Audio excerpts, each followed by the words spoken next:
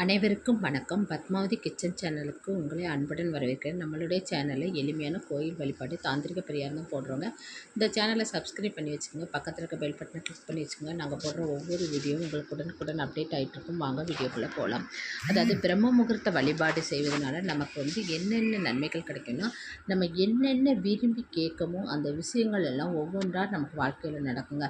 நிறைய பேர் இப்போ உழைப்பாங்க, அவங்க நல்ல தொழில் செய்வாங்க, ஆனால் அதுக்கான வருமானம் இருக்காது.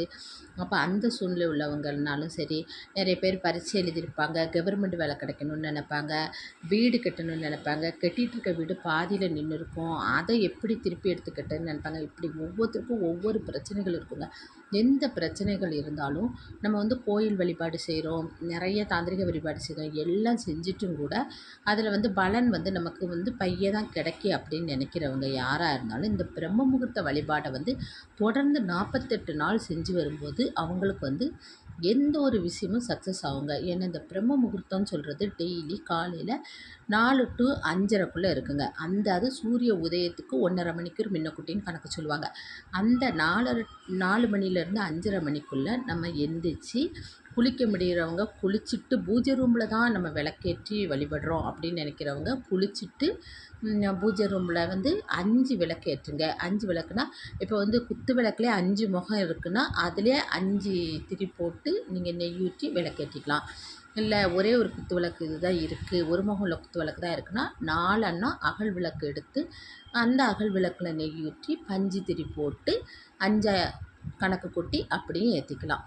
இந்த மாதிரி பூஜை ரூமில் செய்தா இருந்தால் நீங்கள் டெய்லி குளிச்சுட்டு இது போல் விளக்கேற்றுங்க.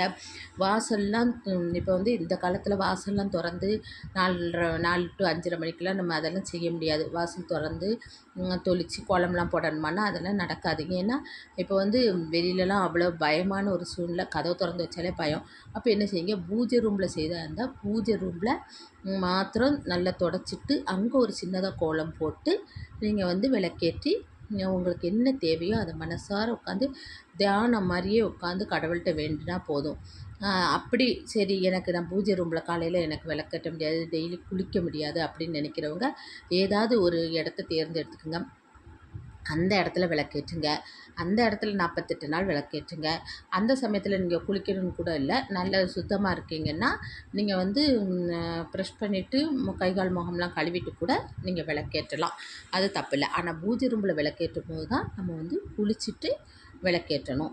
இப்படி தொடர்ந்து நீங்கள் 48 நாள் செய்யுங்க. 48 நாள் செய்யும்போதே உங்களுக்கு நல்ல பலன் கிடைக்கும்.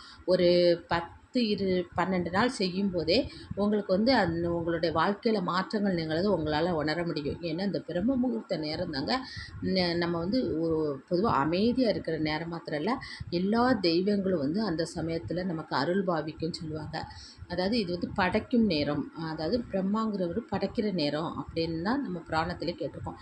இந்த நேரத்தில் நீங்கள் செய்த எந்த ஒரு வழிபாடாக இருந்தாலும் சரி, அதாவது எந்த ஒரு வேண்டுதல் வச்சாலும் சரி, இப்போ வேலை கிடைக்கணுங்கிறவங்க வேலை கிடைக்கிறதுக்கு, வீடு வேணுங்கிறவங்களுக்கு, குழந்தை பாக்கியம் வேணுங்கிறவங்களுக்கு, திருமணம் நடக்கிறவங்களுக்கு, உங்களுக்கு என்ன இருக்கோ வாழ்க்கையில் அதை நினச்சி நீங்கள் வேண்டுங்க. வேண்டி வழிபடுங்க. இந்த பிரம்ம முகூர்த்த நேரத்தில் நம்ம என்ன செய்யணும்னா, நம்ம இப்போ வீட்டில் இருக்கவங்க எல்லோரும் உறங்கிட்டுருக்காங்க அப்படின்னு நினச்சாலும் பரவாயில்ல, நீங்கள் எந்திரிச்சிருங்க. கரெக்டாக எந்திரிச்சு அந்த நேரத்தில் வழிபாடு செய்யுங்க. ஒரு 10 நாள் எந்திரிக்கும் போதே நீங்கள் ஆட்டோமேட்டிக்காக அந்த 4 மணிக்கு உங்களுக்கு முழிப்பு வந்துடுங்க. அப்படியே எந்திரிச்சு உங்களால் செய்ய முடியும். தொடர்ந்து இதை செய்யுங்க. சரி, பெண்கள்லாம் மாதவிடாய் சமயத்தில் என்ன செய்யலாம் அப்படின்னா, இப்போ ஒரு 8 நாள் தொடர்ந்து விளக்கேற்றிட்டு இருக்கீங்க, 9வது நாள் உங்களுக்கு மாதவிடாய் வந்துட்டுன்னா அந்த சமயத்தில் நீங்கள் ஏற்றாண்டா ஒரு 5 நாள் கேப் விட்ருங்க. அப்படி இல்லைன்னா உங்கள் வீட்டில் இருக்க ஹஸ்பண்ட்கிட்ட சொல்லி ஏற்ற சொல்லுங்கள், பிள்ளைங்கிட்ட சொல்லி ஏற்ற சொல்லுங்கள். இதுவும் முடியாது அப்படின்னா அந்த 8 நாள் விளக்கேற்றிட்டு அந்த 5 நாள் மாதவிடாய் நாளை விட்டுட்டு அதுக்கப்புறம் மாதவிடாய் கழிஞ்சதுக்கப்புறம் நீங்கள் விளக்கேற்றீங்களா அதை 9வது நாளாக கணக்கு எடுத்துக்குங்க. அதில் ஒன்றும் தப்பு இல்லை. அப்படியும் தொடர்ந்து நீங்கள் செஞ்சு வரலாம். இப்படி தொடர்ந்து நம்ம செய்ய செய்ய செய்ய நமக்கு ஒரு நல்ல ஒரு வளர்ச்சி இருக்கும். எந்த ஒரு தொழில் செய்ய நம்ம தொடங்கினாலும் அந்த தொழிலில் நல்ல ஒரு விருத்தியும் இருக்கும். அதிலேருந்து பண வரவுங்கிறது நமக்கு அமையும். இப்போ பெரிய பெரிய பணக்காரங்கள்லாம் கூட இந்த பிரம்ம முகூர்த்த நேரத்தில் எந்திரிச்சு தான் அவங்க இந்த மாதிரி வாக்கிங் போகுது, தியானம் செய்தது, இந்த மாதிரிலாம் அவங்க செய்வாங்கன்னு சொல்லுவாங்க. அவங்க எல்லாருக்குமே அந்த பிரம்ம முகூர்த்த நேரம் வந்து ரொம்ப முக்கியமாக அவங்க வந்து தியானம் பண்ணுறதோ கடவுளை வேண்டதோ செய்வாங்க. நம்மளும் அதே போல் நீங்களும் பிரம்ம முகூர்த்த நேரத்தை கண்டிஷனாக கடைப்பிடிங்க. இந்த நேரத்தை கடைப்பிடிக்க நமக்கு வாழ்க்கையில் செல்வ செழிப்பு ஏற்படும். வீடில் வந்து சகல சௌகரியமும் உண்டாகும்.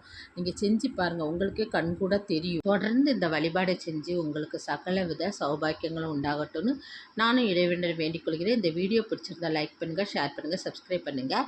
இது ரொம்ப எளிமையான வழிபாடுங்க. இதை கண்டிஷனாக இந்த பிரம்ம முகூர்த்தத்தை நீங்கள் கடைப்பிடிங்க. உங்களுக்கு சகலவித சௌபாக்கியங்களும் உண்டாகட்டும். இன்னொரு பதிவில் நான் உங்களை சந்திக்கிறேன். நன்றி, வணக்கம்.